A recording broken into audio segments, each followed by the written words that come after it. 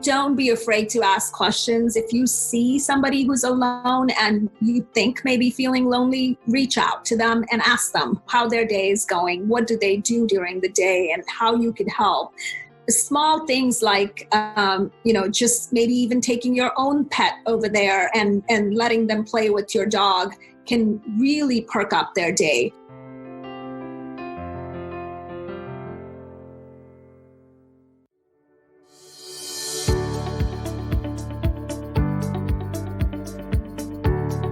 Welcome to another episode of Aging Choices Unfiltered. I'm Terry Sullivan, the co-founder of Aging Choices, and I'm joined by my fellow co-founder, Brenda Limon. Hi, Terry. Today we're going to talk about isolation of seniors during the COVID-19 crisis. Our guest is Vaishali Neelshwa, an occupational therapist and owner of Homewell Care Services. Before we dig into today's topic, I want to acknowledge a special milestone. Today is a very special episode for us. It's the 10th episode of Aging Choices Unfiltered. We've covered some really great shows, Brenda, and it's been really great to add, real strong value to consumers and what they're looking at. Some specifics were the one that we spoke to Girish about COVID-19 and home care. Are there any ones that really stand out for you that have been really strong? Yes, I think they've been very informative for people, especially in the time of COVID-19. There are a lot of questions out there, and hopefully we can answer some of those questions. For sure, Brenda. We've had a couple of shows that address senior living topics related to COVID-19, and I'm really looking forward to our discussion today with Vaishali Neelshwa, the owner of Homewell Care Services in Texas. We're going to talk about senior isolation today. Vaishali, thank you so much for joining the show today. Thank you. Thank you for inviting me. Our pleasure. Can you provide a brief overview of the services that Homewell Care Services offers? Sure. So Homewell Care Services offers non-medical in-home care to seniors or anybody who needs it.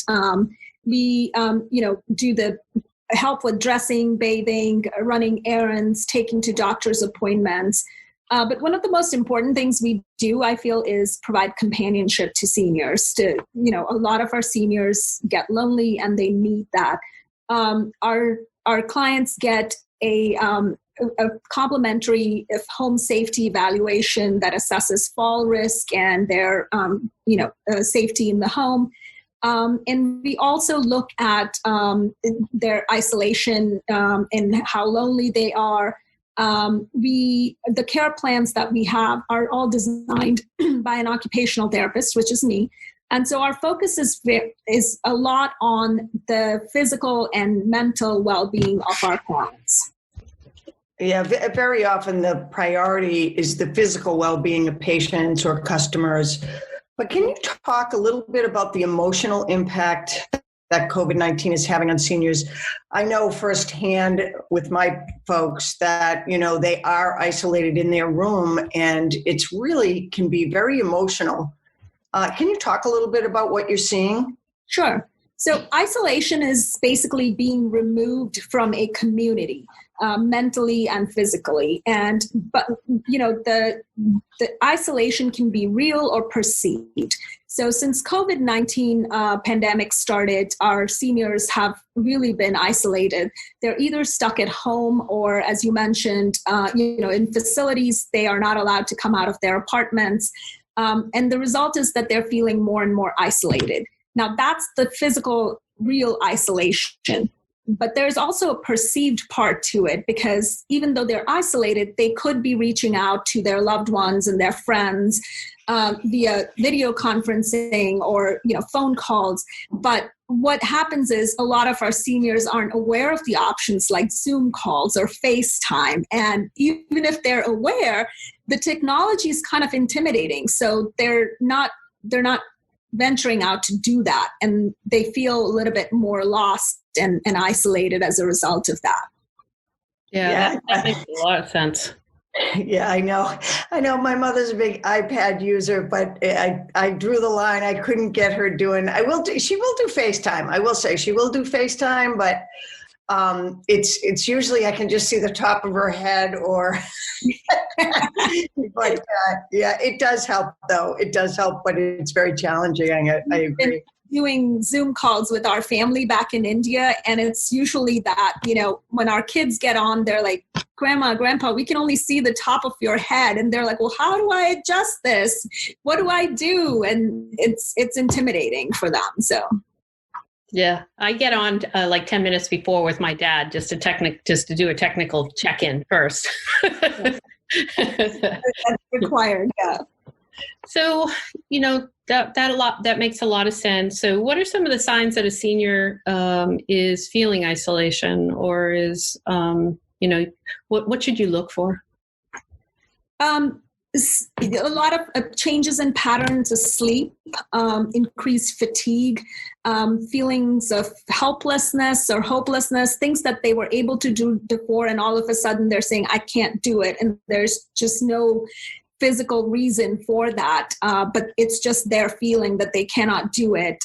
That's a big thing. Changes in appetite, their eating habits. And another important one is confusion or memory loss that cannot be attributed to a diagnosis of Alzheimer's. If they don't have that and they're feeling a little confused, it could be a cumulative effect of all of these things that we've talked about, like the sleep. Sleep is a big thing.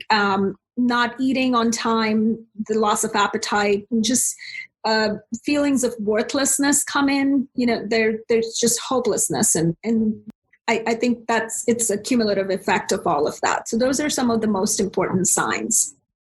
Yeah, the sleeping patterns really change. I noticed that with my dad as well. Night becomes day, day becomes night, kind of thing. Yeah. Right. Do you have some examples from your experience? Of them being, So one of the examples that comes to mind is we had a client who had moved, from out of state, and she was had moved in with her son, who used to travel a lot. So she was starting to feel isolated. She didn't have any friends here, and then she had to have a medical procedure, which left her unable to drive. And she was almost on the brink of, depression when her son called us and said, I think my mom's not handling the move well. And so we got a caregiver in there who, we started off with just 1 day a week. And this is how much of a difference it made to her. That day when the caregiver went in, they were able to go out and eat. And this is pre-COVID. So, they were able to go out and do activities and go to a museum. My caregiver was able to drive her out there. And just having that conversation in the home while her son was out working really helped her get back on her feet and recover from that procedure she'd had. Another example that comes to mind is we have a client who, suddenly became ill and had to have a G-tube put in, memory loss, and his wife is physically able but not able to take care of him. And so when we got our caregivers to go in there, she started to feel very isolated because she wasn't able to contribute to his care. It was becoming more and more specialized, and she wasn't physically able to do that. Him not eating had an effect on her. She wasn't eating on time and started to look pale and ill, and our caregivers were able to pinpoint that and report it to us so that we could then, talk to the family and say, look, this is happening. We are able to, point out to you that she's not eating on time. So we got our caregivers to engage with her while he was sleeping, encouraged her to talk about her experiences and her recipes and things like that. And she started eating again on time. So those were great examples, Vaishali. Can you share with us what measures you take as a care provider to help residents when they're dealing with isolation? Our goal is to recognize that signs of isolation early on before they lead to more serious things like depression or other mental issues. Our initial assessments will always look at what their hobbies are, what their likes, dislikes are, and what activities they used to like to do but may have given up or think that they have to give up because they're not physically able to do that now. And then our care plan will include recommendations of activities that maybe they can replace, doing the other ones. For example, it doesn't always have to be physical. If they used to have a pet but no longer can care for a pet, then we recommend things like, putting a bird feeder outside so that it gives them a purpose and they're able to go out and fill the bird feeder every day and watch the birds come and feed on that. So just things like that. And then the other thing we focus on is the physical well-being. With my therapy background, I really believe that exercise is one of the best ways to overcome feelings of isolation. And so we do go take them for walks, or I'll even have exercise sheets printed. And I make sure that they check with their physician before they do any exercise that, might not be good for them. So those are some of the things that we do to help our residents and clients deal with isolation. That makes a lot of sense, really understanding who they are, right? And what are those things that make them feel connected? Because we all feel connected by different things, right? So during this pandemic, I've been walking almost every day. I've also been more focused on losing weight and taking care of myself because I'm not traveling as much and there's a little less pressure there. So it just makes sense that every human's different and those triggers would be very different for them. Are there certain characteristics that of seniors that make them more prone to isolation? Yeah, living alone is one of the biggest things. If they live alone, if they're having physical difficulties with walking, a recent loss of a loved one is a big factor in feeling isolated. If they have moved from, out of state, like the example I gave you of our client who had moved from out of state here and her entire support system had been back home. The other things, even moving from their home that they have known for a long time to a community, can also trigger those feelings of isolation because they don't know the ways of the community. They don't know the people there. And it is a change. So it makes them feel more isolated. And some seniors are just shy. They're not wanting to go out and they're not as social as some others are.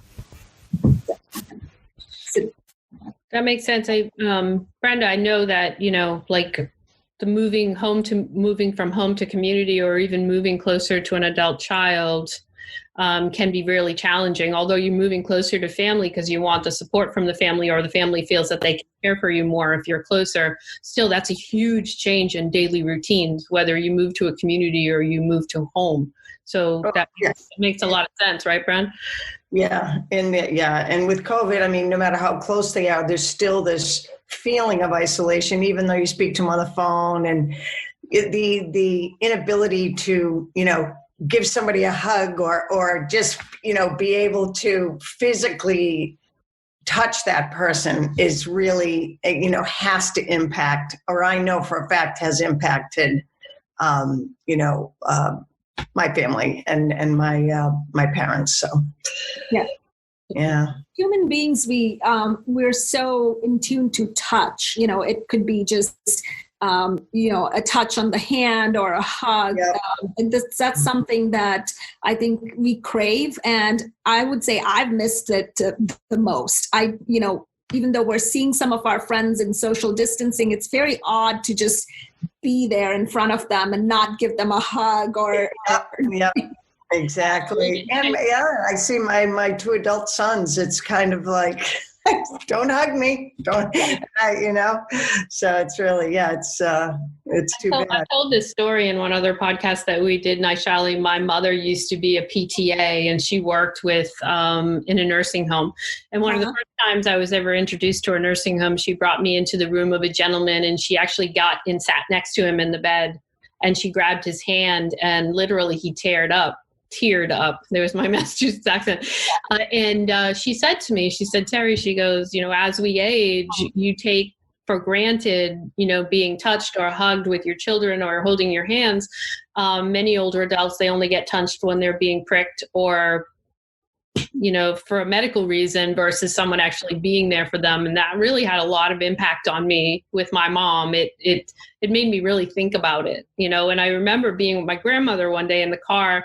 She passed, I guess, about 6 or 7 years ago, but I was with her in the car and I could tell she was really upset about something, and she had her hand on the seat, and she wasn't a very affectionate woman in general, but I put my hand on top of her hand and I looked over and there was a tear coming down her cheek. She was pretty tough, but at the end of the day, that that's such a relevant thing, Yeah, So, it is. Having our caregivers in the home or our services even once a week has made such a difference to a lot of our clients. We've been able to keep them out of the hospital for 30 days if they've just come out of a hospital from an illness. That first 30 days is so important, because the hospital readmission rate is so high during that time. We've seen changes in their strength and wanting to do more things and just overall mood changes and wanting to engage more and go out more if they weren't doing that before. We have one client that the family wanted her to do an exercise program and she would resist them. But our caregivers have been going in there and doing that exercise program. And she called us the other day and she said, "I'm tired of these exercises. Can you send me new ones now?" So she's and she's wanting to do more stuff. So she said, "I'm tired of these exercises. I need a new set of them." So we had to go ahead. I had to, make another plan for her because she's wanting to do more than what she used to do. And those were very basic exercises. So she wants to progress now. So those are the changes we've seen. That's great. Do you have some tips for family members of seniors dealing with isolation? Yeah. I think, look at their pattern of sleeping, try to pinpoint what it is. It could be just something as simple as the sleep pattern being disturbed and, seek help with their medical provider to get that fixed, because sleep can do wonders for everything. Not sleeping well will increase the risk of falls, right? We just talked about that a little while ago. The isolation increases our risk of fall. So just trying to pinpoint, see what their eating habits, if they've changed. Nutrition plays an important part in feelings of isolation and having the strength to do things that they want to do. So pinpointing and then seeking help with their medical provider, especially, I can't stress this more, if these symptoms last for more than 2 weeks, then it might be something more serious and not just an isolation or them feeling blue. It could be a sign of depression or something related to anxiety. So definitely seek help with their medical provider. How are you tracking it? How are the caregivers tracking this? And, what are the triggers that for you, how do they escalate that to you or to whoever they would on your team to make sure that there's something put in place to help them? Correct. So like I said, our initial assessments include a list of their hobbies, their likes, dislikes, and the caregivers can see the care plan and they know what that likes. If in case they say, "Oh, we're not isolated, we're feeling fine," but they still need care for physical reasons, our caregivers are trained to watch out for those key factors of change in eating habits or changes in their physical strength. We've had our caregivers report in their daily notes saying, Mr. Smith couldn't do this today. He was doing it. And we're able to track that because 2 weeks ago, he was able to go to the bathroom, for example, and all of a sudden this week, he is not able to do that. So then we are able to track that and say there might be something going on there. We do pop-in visits with our clients after we read the notes so that we're kind of keeping track of what's happening and make sure that our caregivers are noticing everything that needs to be noticed. And we'll do those pop-in visits and talk to them sometimes when the caregiver's there or when not there so that we get a clear picture of what is actually happening in the home. So those are some of the things that we do. Since COVID-19 started, we're having to do that on a more virtual platform, like we'll call them or FaceTime with them and do it that way. So many of our listeners, Vaishali, may be the older adult themselves, right? And they may be independent right now. They may be living at home. COVID-19 is brand new for all of us. None of us have ever lived through it. If you were to give advice directly to an older adult living in their home that they are feeling this sense of isolation, what tips would you give them that they could implement? I know they're going to be overlay onto some of the things that you've already talked about, but if you were to pick the top 5 things and you were 78 years old and you're living in your home and you're feeling isolated, what would be those top 5 things that you would do? So I would encourage them to, look at non-traditional ways of socializing or communication. So again, Zoom calls or FaceTime, to do an exercise class or yoga class that are now being offered on virtual platforms. A lot of these are, gyms have gone virtual. There are classes on there. As a therapist, I'm a big proponent of exercise. I think exercise can fix a lot of things physically, emotionally. I exercise every day myself. Certainly, consult with your physician before starting any kind of a new exercise plan. Definitely make sure that you are doing it with a trained person. If the technology is intimidating, there are a lot of people who can help. Reach out to somebody who knows about this and can help you, adjust the screen so that your loved ones can see you. And these are non-traditional ways of doing things, but we're in non-traditional days, unprecedented time with COVID-19. So we're all having to make those switches. And that would be one of my biggest advice to them, is to say, look at the non-traditional options out there.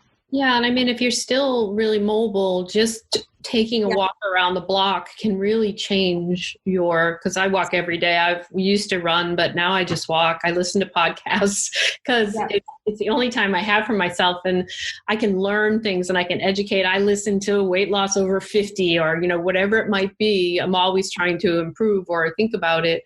One of the things that I heard, Bren, I was talking to my neighbor across the street who did that interview with us, the family interview for TV. I forget what TV station it was, but she said that they have something called check-in calls, and there's a resident in the community, or could be for a home care agency as well, where they sign each other as buddies.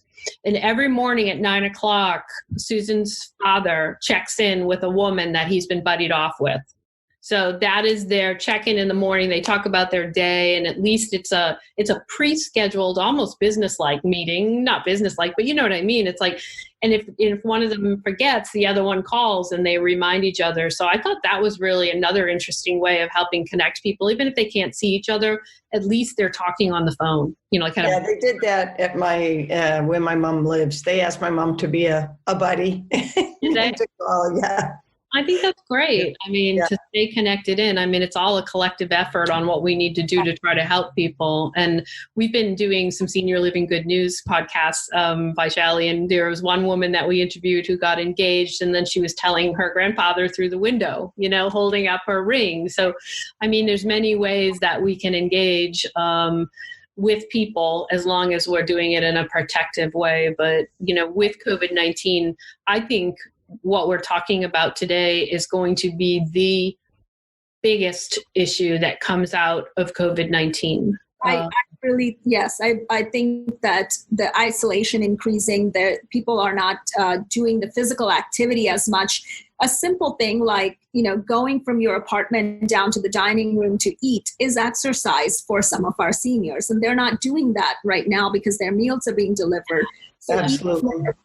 Even more reason to get up out of the chair and do some more activity. Another thing that I really believe in is the power of pet. If you're able to physically care for a pet, a cat or a dog, a small dog, pets are just wonderful. They can sense, they're able to provide that comfort. And again, if that is too much, then feed the birds. It's a great activity. It makes me feel happy when I see the birds flapping around and the bird feeder and the bird bath. So those are some of the things that it helps appreciate nature and just puts a little bit of a spark in your life. So.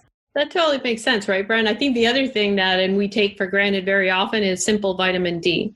A lot of us take vitamins or whatever it might be, supplements, but sometimes if I just go in the middle of the day and sit out in a chair for 10 minutes and let the sun wash over me, I think there's a lot of health impacts to that people don't talk about. But just getting outside and getting fresh air, I think, is a big one as well. It definitely is. I know your specialty is home care. Can you give our listeners some feedback on congregate living or senior living as an option if they're very social? I know home care providers also do visit senior living communities. Correct. I think senior living communities are a great option for somebody who, doesn't want to be in a big house taking care of that and wants to be near more people. So there are different levels of that. There are facilities that are 55 plus, which are independent living facilities and have, more active kind of social life there. So those are great depending on what level you're at or what age it is. Assisted living facilities are absolutely great because they already have social calendars planned. So if you're one of those people who doesn't want to put too much thought into planning your social calendar, but you need to be with people, then those are great options. And of course, our caregivers can also go in, even if you are living in an assisted living facility, but don't really socialize and like that more one-on-one, then your option is to get a caregiver in your apartment and do that more one-on-one socialization and then engage in other activities when you can. That's great. That's awesome. So if you were to, speak to consumers out there, and I know your passion is behind isolation and what we can do to help people.